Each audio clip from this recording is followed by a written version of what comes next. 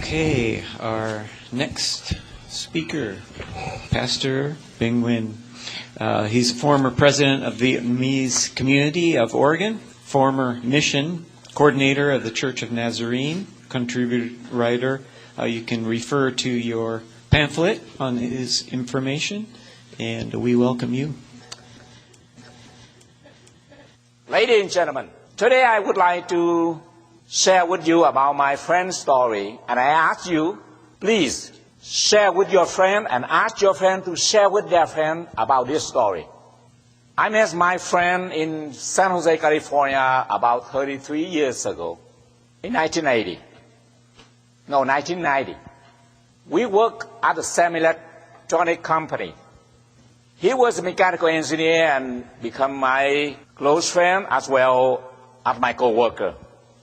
He was really friendly and sincere person. I soon learned that he was also Vietnam veteran. He told me about his story. In 1968, he volunteered to join the army rather than wait to be drafted, because he wanted to help people of the Republic of South Vietnam to fight for their freedom. During that time, he has a wife and young daughter. His wife, who support his patriotism, who he left in San Jose because of his dedication to serve in this country and try to stop and prevent the spread of communism into non-communist countries, and for his sacrifice and patriotism, his life was destroyed. In 1973, the U.S. government decided to withdraw American troops from Vietnam when the North Vietnamese communists continued support by the Soviet Union and all the communist countries invaded the South. My friend and his fellow troops felt demoralized by this defeat and came back home, hoping at least for the support of their family and country. But instead of being honored for their service, they were condemned by their communities, called women and baby killer and spat on. My friend returned home to a life in shambles and had no place to live. His wife fell in love with another man while he was away and divorced him when he returned. She said, "I cannot be married to someone who killed women and children." Of course, his daughter didn't know who he was and called that other man father. He called his mother, asking for a place to live in the house that he grew up in.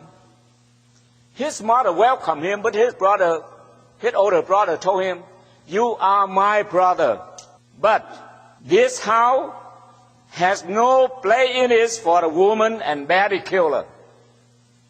Ladies and gentlemen, the Vietnam War is often called the first televised war in history. American people every night saw images of brutality and violence that they had never experienced before. They let the media use fake news to propagate and brainwash them. Many fake stories of violence against Vietnamese civilians were told, and the media sensationalized and generalized this incident until American public began to believe that their own soldiers were monsters. My friend tried to explain to his brother, but his brother didn't believe him. Why? Because daily he watched the news and he believed what the media they propagate for the communist regime. Ladies and gentlemen, the former President Ronald Reagan said, "Trust but verify." In the case of Vietnam War, many Americans trust what they heard in the media without having the ability of making the effort to verify whether or not it was true. Daily, people listen to one-sided reporting from the media about the Vietnam War. They have never heard how grateful the South Vietnamese people were for the American soldier. I believe that this one-sided reporting only benefits communism. My friend became homeless and struggled with alcoholism for a couple of years. Luckily for him, he ran into a former college classmate who offered her help and encouraged him to go back to school to get a graduate degree. He became an engineer. And I used to work with him. That wonderful woman eventually became his wife. They start a new life together and they have children of their own. My friend's story has a happier ending than many other Vietnamese veterans experience. He met someone who listened to his story and believed in his goodness regardless of propaganda that she may have heard, because she trusts but she verified. Today, we have so many ways to learn and verify information. The moral media had to present the truth and tell both sides of story.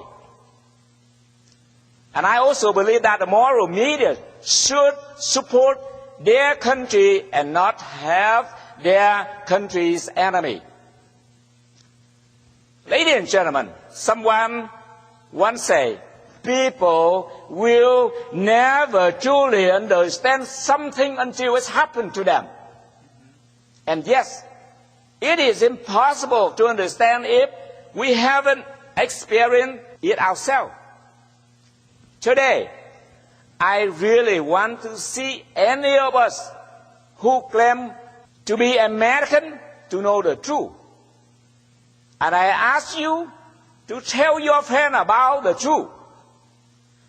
American soldiers were not women and baby killers in Vietnam before 1975. They are our heroes. They fight for our freedom. Thank you.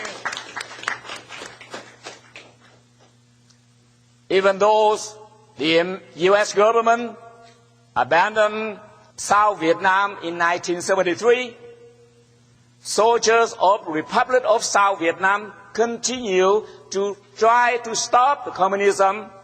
American soldiers and American civilians left Vietnam safely in 1973. South Vietnamese fought alone, fought bravely, and continued to fight for their own freedom until they lost their entire country on April 30, 1975. That's why we are here. After that Black Day, the Vietnamese people lost everything, including all real freedom. Those who had believed what the communists propagated about socialism, those who had believed what the Vietnamese Communist Party had told them, that all people would be equal under their regime, had their eyes open, but it was too late. Instead of gaining equality, the Vietnamese people lost everything and become equal poor under communist regime. Ladies and gentlemen, today in this country, no matter if we are Republican or Democrat or any religion, we always need to be sure that what we do, what we say, or what we write should be for the betterment of our country and not for our enemy benefit. Thank you. And if we only care about our family, our business, our assets, our political party, but don't care about our country's survival. And if we don't love our country enough, if we don't protect what we have here, if we just take freedom for granted and leave ourselves vulnerable to our enemy, we have nowhere to go, nowhere to run, or nowhere to escape for a better life. Ladies and gentlemen, as Americans, we can trust the news, but we also need to use our tool. We have to verify. We need to be aware of where our information is coming from and understand that those sources might be biased in one way or another. It is our duty as Americans to use our brain and make sure we understand the facts and the truth of what we hear in the media. And please be careful with any news. Trust but verify. God bless us and God bless America. Amen.